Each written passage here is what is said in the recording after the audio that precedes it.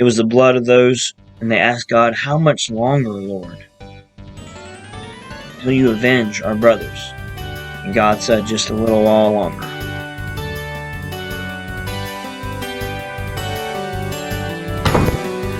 Hey, Michelle! We got something going on the 21st, don't we?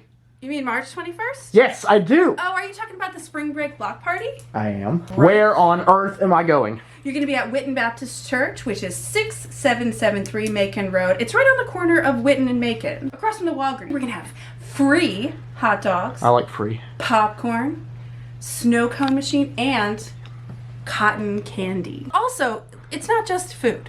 We're also going to have games. All so, games. you know, little hoops, and we've got some other games going on. The first 100 families to come to our spring break block party on March 21st from 4 to 7 p.m. will receive a free gift bag. And that's actually what I was just working on right now. Do we have a slide? We do have a slide. Should I post it right now? Yes, post the slide right now.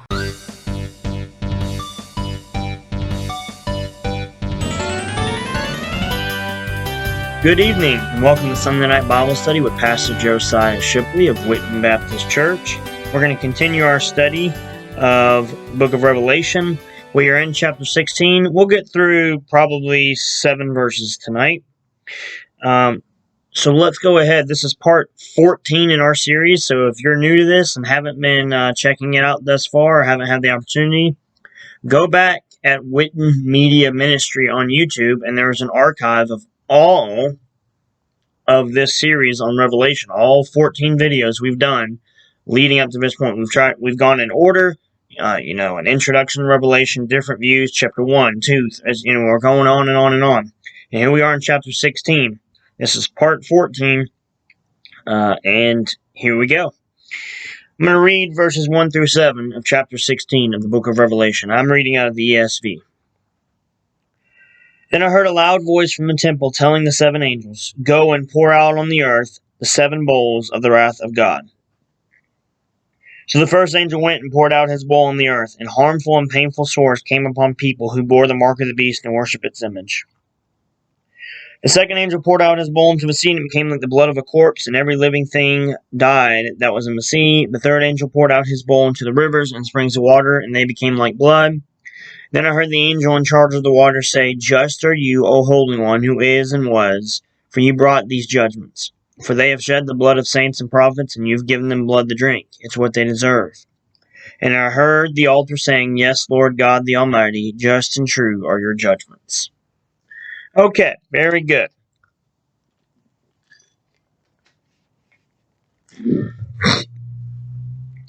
So, before we walk through that, a little bit of review, and then we'll walk through those 7 verses. Well, first off, remember who wrote the book of Revelation. It was the Apostle John. Apostle John wrote 5 books of the New Testament, the epistles of 1st, 2nd, and 3rd John, the Gospel of John, and the book of Revelation, which we can be pretty certain was written in the 90s. There are believers who try to date this pre-70 AD, before the destruction of the temple in Jerusalem. I find that unconvincing. Doesn't mean I'm right. But, and we've talked before, typically those who put it at a pre-70 writing have a preterist view, which go back to part 1 and 2 to learn about that. At any rate, John is writing, and we've discovered so far the book of Revelation is chronological, but not perfectly chronological. There's a lot of flashbacks and skip forward flashback, just like the book of Genesis. Chapter 1 talks about the 6 days of creation in the book of Genesis. And if you read Genesis chapter 1, I'll just read it. At the very end, it says this, because remember, there's really only 6 days of creation. The 7th day God rested. It says here that he made man in his own image, male and female he created them. Genesis 1:27. Well, Genesis chapter 2 talks about in detail the creation of man and woman. That's not 2 separate accounts. Genesis 1 is an overview of all 6 days of creation, and Genesis chapter 2, for the most part, is an in-depth look at day 6, the creation of man. Well, you kind of have that in the book of Revelation. You have them telling the whole story and then going back and explaining in detail.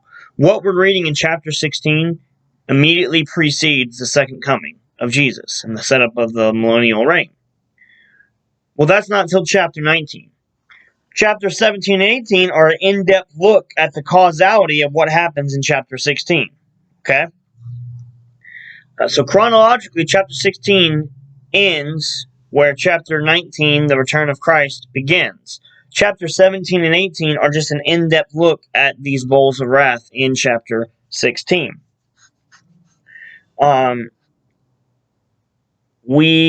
The majority of the book of Revelation, I believe, is describing a 7-year event known as the tribulation, specifically the Great Tribulation.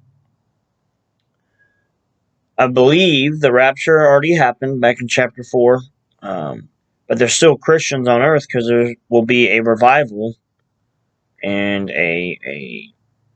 another remnant, as there always has been and always will be. God will always have a remnant, and those will be living through the Great Tribulation. Now remember, church, even if you are a pre-trib rapture guy, you will live through tribulation. Jesus promised that. John 16:33.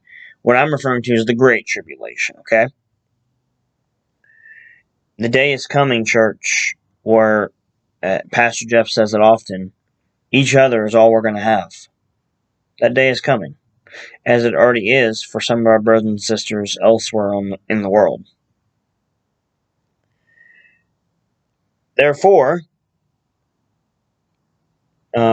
we arrive at chapter 16, and our series of 7 judgments. Remember, you have the 7 seals, the 7 trumpets, and the 7 bowls. And we've talked before, it's possible that the 7th seal just opens up the 7 trumpets, which just opens up the 7 bowls. So really the 7th seal is all of those things. It's different ways of looking at it. At any rate, if you remember when we studied the trumpets, it's often a third. Like, a third of the water turned to blood, and a third of people were this, and a third of the sun, and a third, and a third, and a third. The bowls typically are all of it. And most of them are directed only at the unbeliever, not the believer. Most of these are directed at people, and it tends to be not the remnant anymore. Whereas those other plagues sometimes affected all humanity. These typically, not always, as you'll see with the water, but typically only affect the unbeliever, the ones who rejected Jesus and sided with the Antichrist in his kingdom. Verse 1, I heard a loud voice from the temple saying to the 7 angels, go and pour on the earth the 7 bowls of the wrath of God. The first angel went and poured out his bowl on the earth, and harmful and painful sores came upon the people who bore the mark of the beast and worshipped its image. That word sores there is the same word used in the parable in Luke 16, not parable, the account in Luke 16 of the rich man and Lazarus who had sores and the dogs came and licked them. Also in the Septuagint, the Greek translation of the Old Testament, it's the same word used to describe the 6th plague of Egypt, where the sores came upon the people. Verse 3, the second angel poured out his bowl into the sea, and it became like the blood of a corpse, and every living thing died that was in the sea. Notice, not just blood, not like the Prince of Egypt, where it's just red food coloring. Blood of a corpse. Thick, dark, coagulated, separated. Plasma and red blood cells separate. And I'm not intentionally being graphic. I'm just trying to read you what the text says. Like the blood of a corpse. And every living thing died that was in the sea. I want you to think about that event. Every living thing died that was in the sea. And remember, in reality, there's only one ocean, not 4 or 5. That's just how we break it up to make sense of currents and warmer parts of the ocean and saltier parts of the ocean and regional and all that kind of stuff. But in reality, it was just one. Verse 4, the third angel poured out his bowl into the rivers and springs of waters, and they became like blood. And I heard the angel in charge of the water say, Just are you, O Holy One, who is and who was, for you brought these judgments. For they shed the blood of the saints and the prophets, and you've given them blood to drink. It's what they deserve. And I heard the altar saying, Yes, Lord God the Almighty, just and true are your judgments. Guys,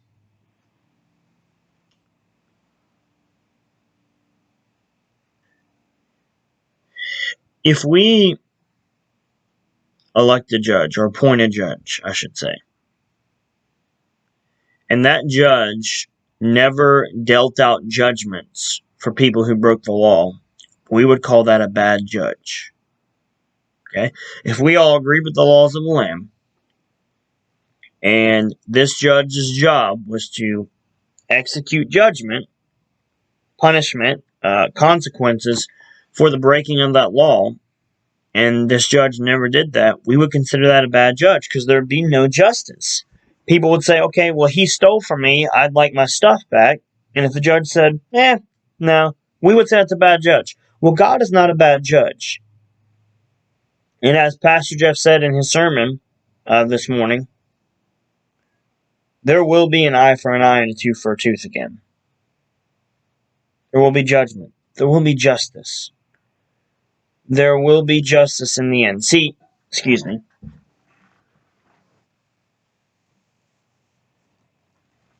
From a naturalistic worldview, from an atheistic, materialistic, naturalistic worldview, for the overwhelming majority of people on this planet, there will be no justice.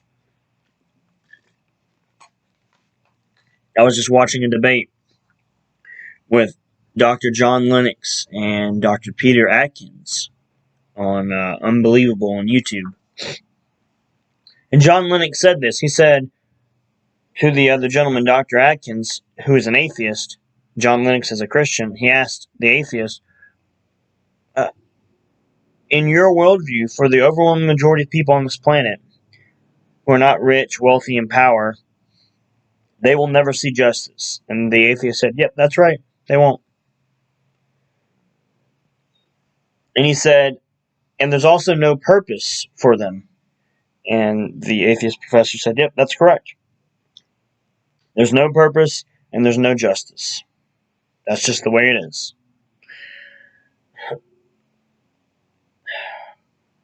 Sad. If there is no God, and that God is not a righteous judge, there will be no justice. But see, the Bible tells us there will be justice. All will be made right. The judge of all the earth will do what is right, says the book of Genesis. One day, we will see that justice poured out. But see, here's the amazing thing. I've told you guys this before. Actually, I think it was the last video we did 2 weeks ago, because we missed last week because of the snowstorm here in town. Remember when it said, just and true are your ways, O kingdom of nations? Revelation 15, 3 through 4. For you alone are holy. All nations will come and worship you, for your righteous acts have been revealed. Revelation 15, 4. His righteous acts have been revealed, manifested, made known. I've admitted this to you guys before. Sometimes I read the Bible and I'm like, man, Lord. It's a lot of death. It's a lot of judgment. Sometimes it seems harsh, God. In the flood. The Canaanites. The Israelites. Sometimes it seems harsh.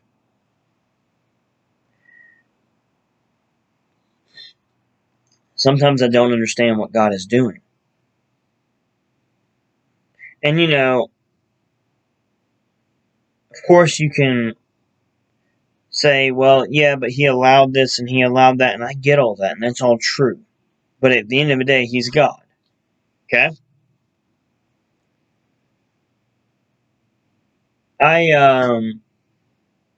There's a lot of music nerds at our church, and one of them, our music minister, Andrew Cook, is a very dear and close friend of mine.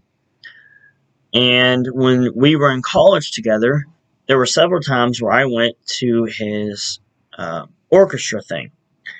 And, He was in marching band, and then he was in the symphonic band, and then he was in the wind ensemble, which is supposed to be, the best of the best. And Andrew was great. Okay? Well, on some of these, we would all come in cut off shirts and painted up with posters. Go Andrew, because we loved him.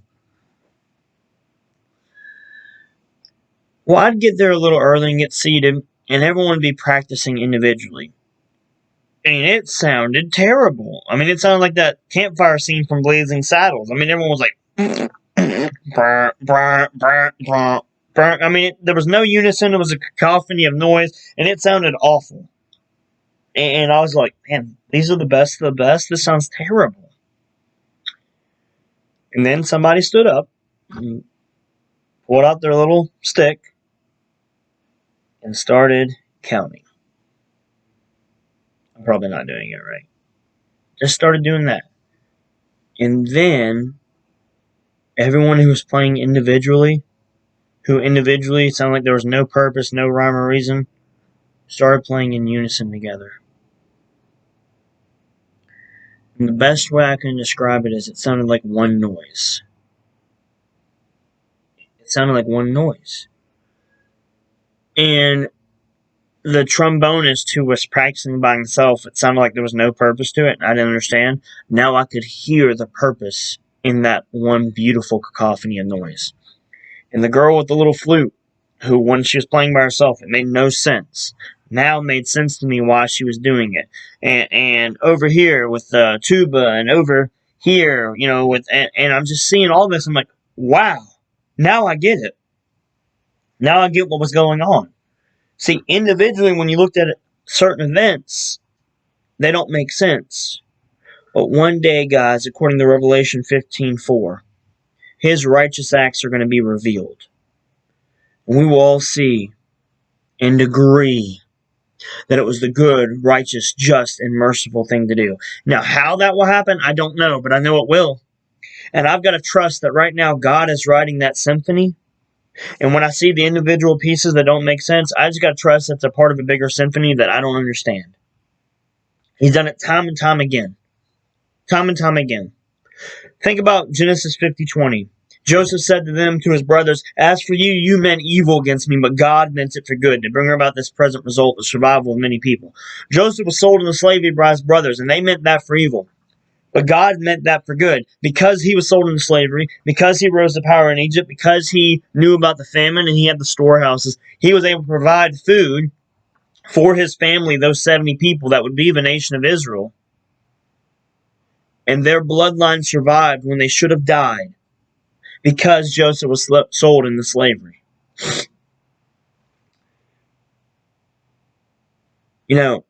Sometimes when I read the book of Revelation, I'm like, man, Lord, that's a lot of judgment. Yes, because God is a just God. He's a God of wrath, just like he's a God of mercy. He's a God of love, just like he's a God of everything. But he is writing a symphony, and we're going to get to hear it all one day, according to Revelation 15:4 and Revelation 16:5. And we're going to agree. Now I see it makes sense. You don't have to understand it all right now. You just have to believe it's true. The evidence is written on the pages of history. That's what he's been doing all along. And if we can look back and see that, then we should be able to look forward and believe that. Just like the first plague in Egypt, when the water was turned to blood, that's what's happening here. But now it's all the sea and all the fresh water. The voice from the altar in verse 4. I'm sorry. In verse 7. Remember the voices of the martyrs under the altar in chapter 14, I think it was?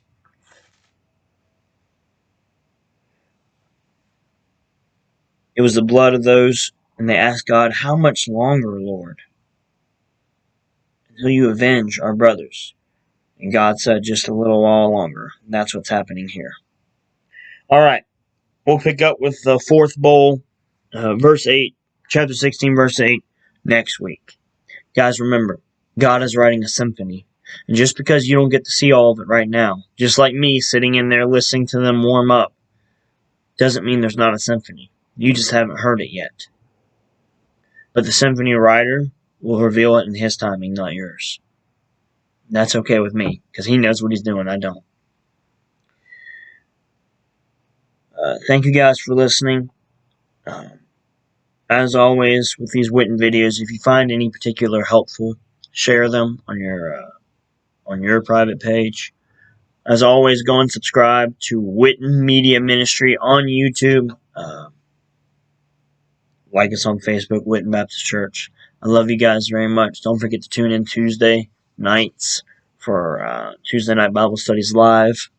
We have wow moments. We have music lyrics with Brother Andrew. We've got the wow moments on Thursday night. We've got Q&As on Saturdays. Sunday morning sermons. Sunday evening. We try to do a lot on social media. We do the best we can here. And we have fun doing it.